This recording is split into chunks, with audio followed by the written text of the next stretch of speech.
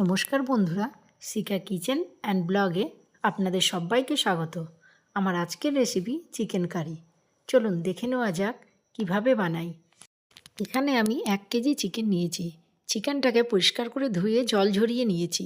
তারপরে 1 চামচ নুন, 1 চামচ হলুদ, 1 চামচ তেল আর একটা কুচনো পেঁয়াজ দিয়ে ভালো করে ম্যারিনেট করে নেব। এবার ম্যারিনেট করা চিকেনটা একটা পাত্র দিয়ে চাপা দিয়ে 20 মিনিট রেস্টে রেখে দেব। এবার কড়া গরম করে 3 চামচ তেল দিয়ে দুটো টুকরো করা আলু ভেজে নেব।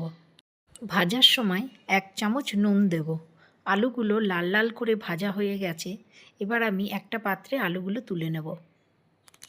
ওই তেলের মধ্যে আমি ফোড়নে দিচ্ছি গোটা গরম মশলা, গোটা জিরে আর একটা তেজপাতা দিয়ে ফোড়নটা একটু নাড়িয়ে তারপরে দিয়ে দেবো দুটো কুচনো পেঁয়াজ।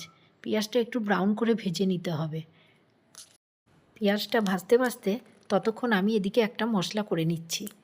এবার মিক্সি জারে একটা পেঁয়াজ আর 10টা রসুনের কোয়া, অল্প একটু আদা আর 3টে কাঁচা লঙ্কা দিয়ে তাতে সামান্য জল দিয়ে ঢাকনা বন্ধ করে একটা মিহি পেস্ট বানিয়ে নিলাম।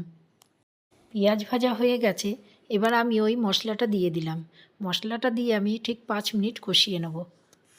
এবার দেবো একটা টমেটো, 1.5 চামচ নুন, 1 চামচ হলুদ, 1 চামচ লঙ্কা গুঁড়ো দিয়ে আরও 2 মিনিট ধরে কষিয়ে নিতে হবে। তারপর দেব ম্যারিনেট করা চিকেনটা দিয়ে একটু সময় ধরে কষাতে হবে। চিকেন কষার সময় আঁচটা মিডিয়ামে রাখতে হবে। এবার একটা ঢাকনা দিয়ে 2 মিনিটের জন্য একটু চাপা দিয়ে দেব। ঢাকনা খুলে আবারও একটু ভালো করে নাড়িয়ে নিলাম। এবার দেব স্বাদ মতো চিনি। চিনিটা আপনারা নাও দিতে পারেন। এবার দেব আগের থেকে ভেজে রাখা আলু।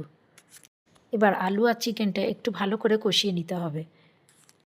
এবার দেব 1 মগ গরম জল। অবশ্যই গরম জল দিতে হবে, না হলে কিন্তু চিকেনের স্বাদ আসবে না। এবার একটা ঢাকনা দিয়ে ঢেকে দেব। 15 মিনিট পর ঢাকনা খুললাম। আলু চিকেন দুটোই আমাদের সেদ্ধ হয়ে গেছে। রেসিপিটা যদি ভালো লেগে থাকে তাহলে লাইক, শেয়ার আর কমেন্ট করবেন। এবার নামানোর আগে দিয়ে দিচ্ছি 1 চামচ গরম মশলা। আমার চ্যানেলে নতুন বন্ধু হলে চ্যানেলটা সাবস্ক্রাইব করে নেওয়ার অনুরোধ রইল। পাশে থাকা বেল আইকনটা অবশ্যই প্রেস করে দেবেন, কারণ চ্যানেলে আমি যখনই নতুন রেসিপি দেব আপনাদের কাছে খুব তাড়াতাড়ি পৌঁছে যাবে। ভালো থাকবেন, সুস্থ থাকবেন।